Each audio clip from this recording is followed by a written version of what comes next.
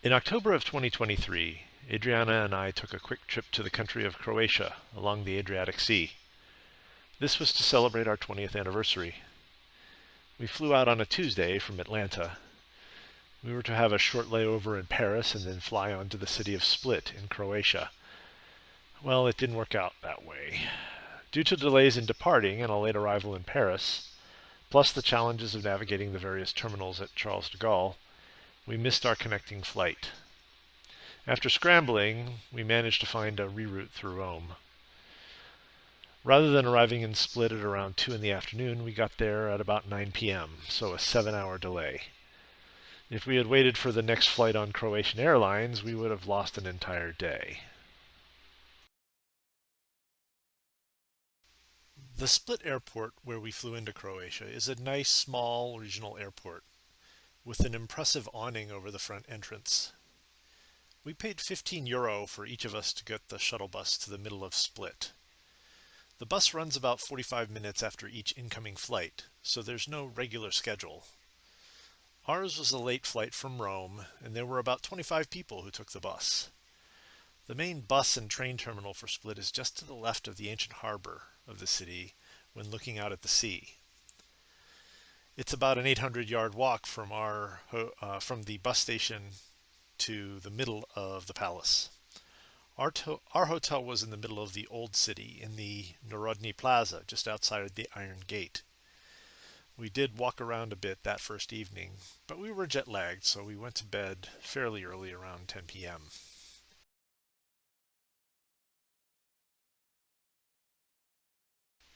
The next morning we had a very nice breakfast. The restaurants in Split and Dubrovnik are very used to tourists from all over the world, so they have a variety of offerings, including things that picky Americans will eat. I had pastry and tea.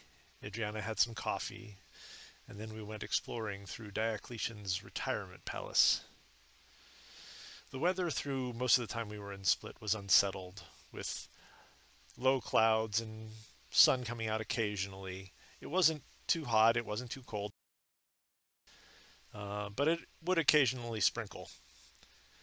We wandered around on our own at first, starting at the Iron Gate, just across the square from our hotel.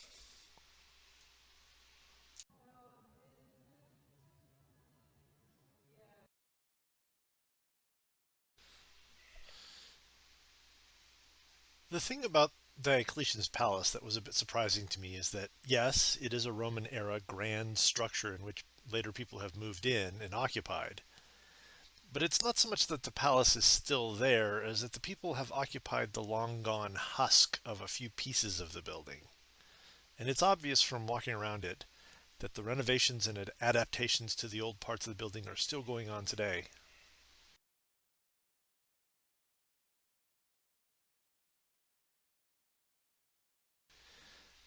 After our own walk around the palace, we then took a walking tour.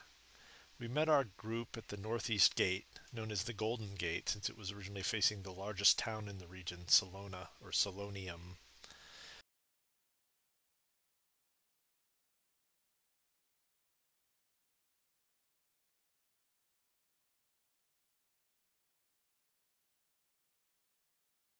We walked around the left side of the palace and came out near the Silver Gate, which I found the most evocative of an ancient portal. As we toured, we realized firsthand that the renovations continue today. We were walking near the front wall with the tour group. Our guide, who was very personable and energetic, took us to a spot beneath some scaffolding. It was only after a few seconds of yelling that a man up on the scaffolding made us aware that he was drilling into the rock and we needed to move. The inner face of the front wall is clearly being refaced with new stonework. We scrambled away a few yards, sheepishly.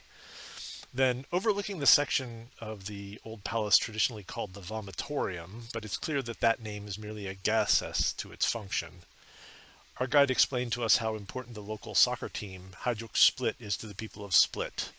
There are signs for it everywhere in the city, including on several towers visible in the distance here. Hajduk Split is the biggest religion in the city. The peristyle hall is the outdoor entrance to the largest standing structures in the palace. Most of the other buildings in this area are old palaces of Venetian era, i.e. medieval families that were once powerful in the city. They're now all remodeled as five-star hotels. The mausoleum of Diocletian only survived because it became the core of the St. Domnius Cathedral, and it gained a bell tower. There are remnants of Diocletian's adventures in Egypt around the palace, notably several sphinxes, probably brought back from Luxor in southern Egypt. One sits right outside the entrance to the cathedral. We were told that the many such sphinxes brought back, maybe 8 or 9 of them, this is the only one that has survived largely intact. Evidently, the inhabitants of the city were afraid of these creatures, worried that if one stared into your eyes, they would steal your soul.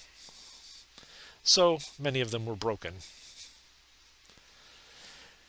We climbed the bell tower to gain a commanding view of all of Split. We had a great view of the working harbor with its cruise ships and many ferries. It was very windy up there that day. Since we were there in mid-autumn, the weather was overcast and blustery, and quite windy most of the time.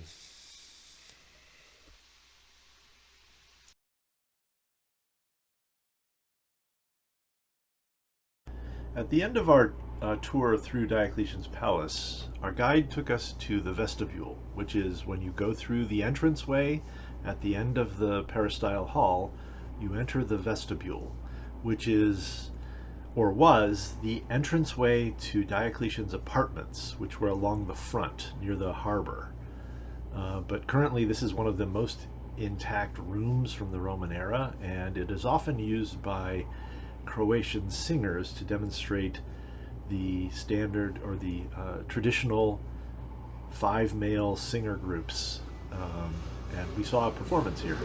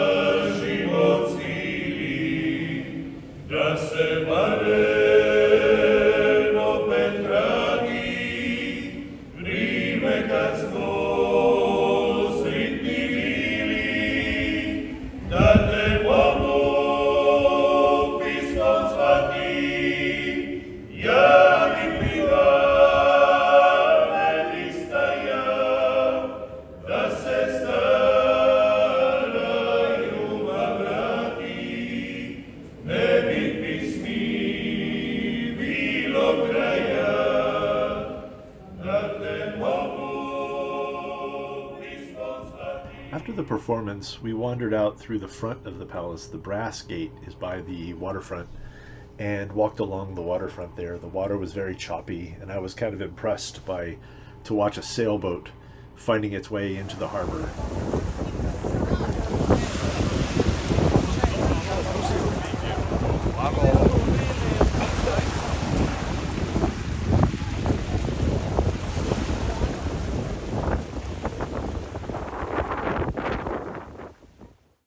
At the end of the Riva, we noted a church on the street there and decided to go in. It was decorated for a wedding. We didn't realize it at the time, but this was the church and convent of St. Francis. The signage was all in Croatian and clearly not aimed at the tourist as much as the rest of the nearby area. We enjoyed the quiet, the solemnity, and with a donation for the candle, Adriana said a prayer for her mother. Behind this area is the base of Marjan Hill, which seems to be a combination residential area and a place for charming restaurants. After dinner, we strolled around the harbor.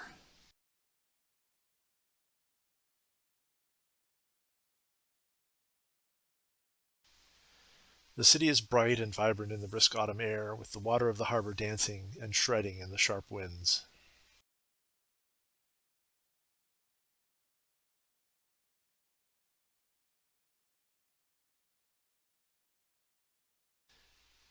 The next morning we were up early to catch a bus tour to Plitvice Park, about 5 hours from Split. This was an all-day there and back trip to the Plitvice Lakes, along the way to Zagreb, and right along the border with Bosnia-Herzegovina. The country was rocky and mountainous, with occasional views of the sea in the distance. We ended up turning inland and north, catching scenery of rolling farmland and bridges across waterways. We reached Plitvice Jezera, or Plitvice Lakes National Park, in the early afternoon. We transferred from our bus to a park tram to travel up to the upper lakes. Plitvice is a unique geological feature in the world, a series of cascading lakes with berms that are constantly growing due to the large amount of dissolved carbonates in the water. The edge of each lake grows by between 2 and 20 millimeters per year as the carbonates form on the leaves, moss, and algae in the lake. This forms travertine. Once we reached the upper lakes, we began hiking on the long, winding trail, alternating between wooden platforms and dirt paths. In the not yet full-on fall colors, we were walking on the leaves of the summer when the first of the lakes came into view. Even here, the waterfalls form as runoff from the surrounding mountains, and even now, as the tourist season is ending, there were still quite a few people touring the lakes. This is the most popular single tourist site in Croatia, with over 1 million visitors a year.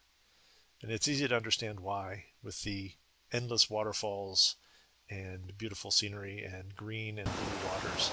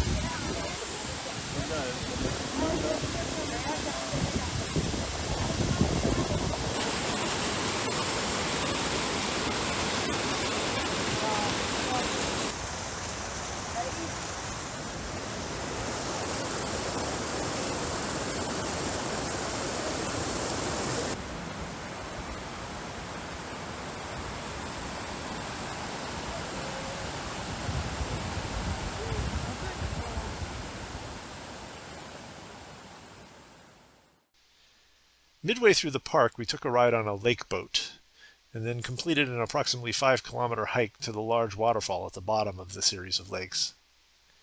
The waterfalls were impressive, although our guide told us the flow is higher and more impressive in the spring and early summer.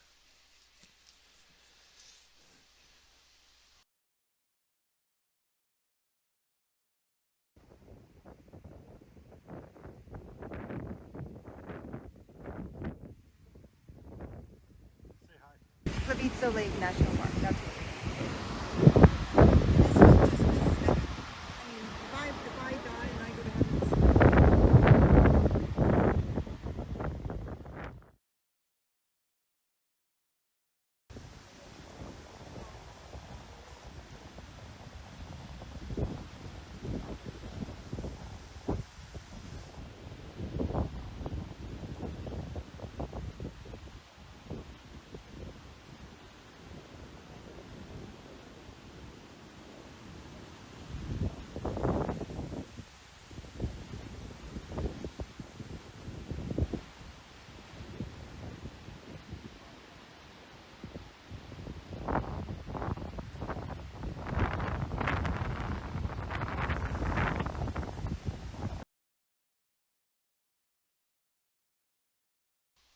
We returned to Split that night to spend the day and actually had a chance to have some excellent gelato and to see the city by night.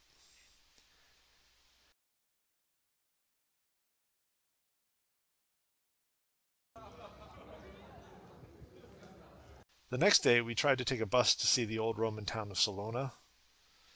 I was dragging Adriana there because I wanted to see the ruins. But on the way to the bus, we absolutely got drenched by a downpour.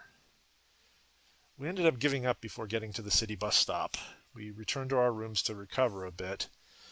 Then, after the weather cleared, we ended up walking through the palace again, and then we decided to go up Marjan Hill. The Marjan Hill Park takes up most of the peninsula to the west of Split.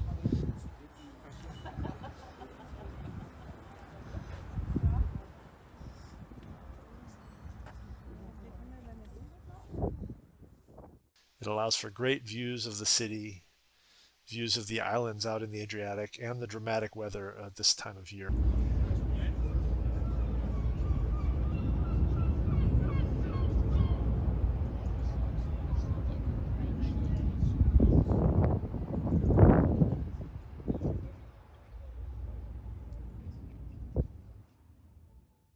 We also noticed down by the seaside there were some uh, fireworks or something going on, probably related to the local soccer team, but we didn't know what it was. Just uh, fireworks of some sort.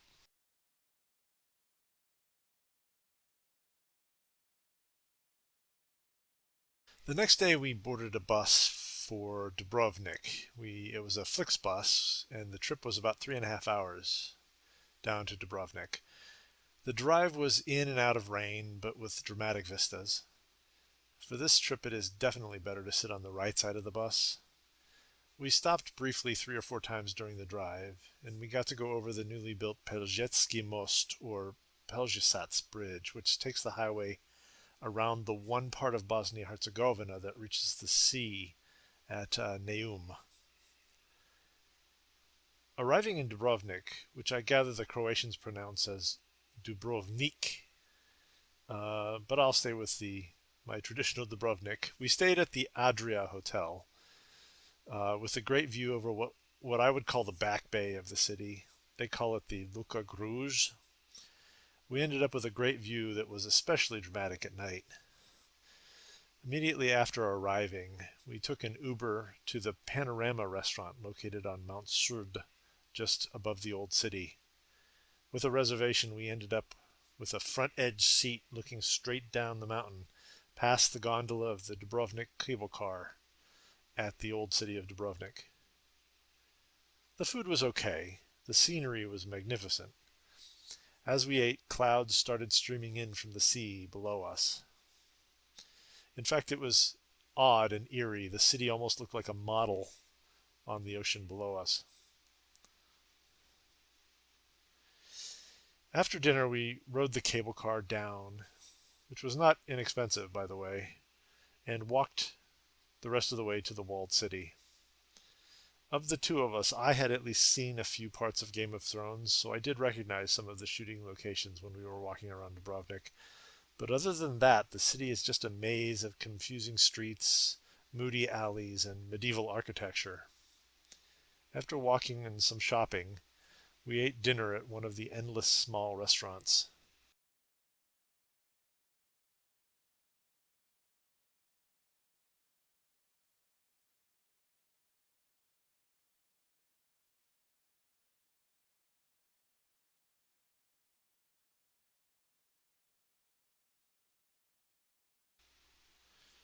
Then back to our hotel in an Uber again.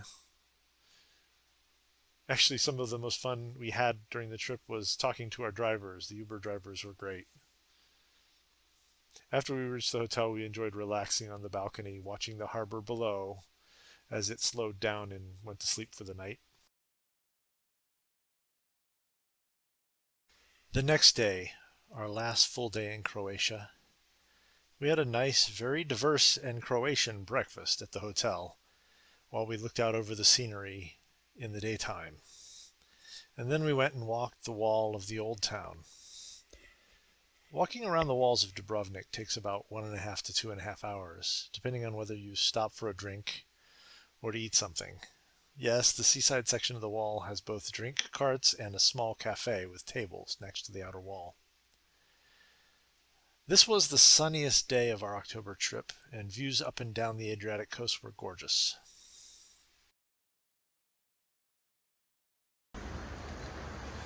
So that is the famous pier where they filmed the Game of Thrones, which Jay and I couldn't find until today, because it happens to be just on the other side of the wall.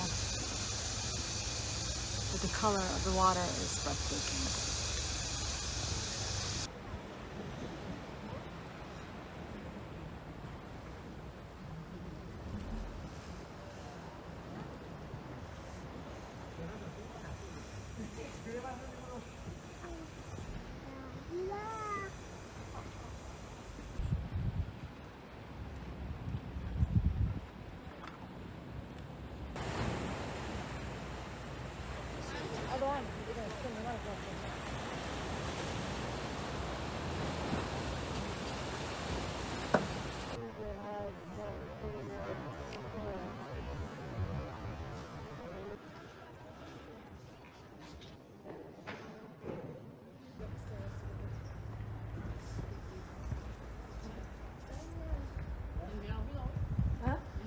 What?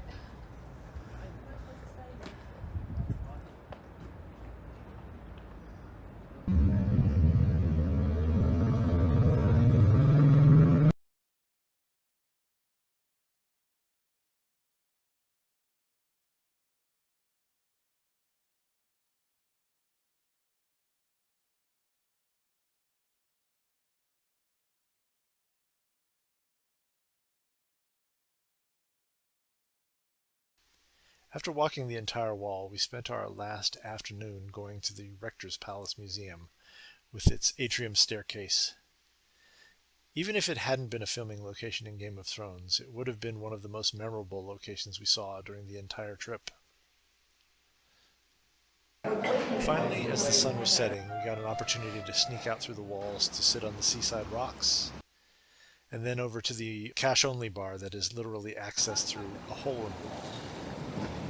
While busy, we knew that if we had tried to come to this venue even 3 weeks earlier in the season, we would never have gotten seated. Finally, that last evening, as we prepared to get up quite early for our 6 a.m. flight to Zagreb, and then Amsterdam, and then home, we got one of the best sunsets and evening skies of the entire trip. The next morning, very early, we got up to go to the Dubrovnik airport, flying to Zagreb. We got there and found out that our flight had been canceled on us, so we scrambled and managed to get all the way home. But overall, our memories of this trip are warm and just amazing. It was a wonderful trip. Thank you for watching and sharing this time with us.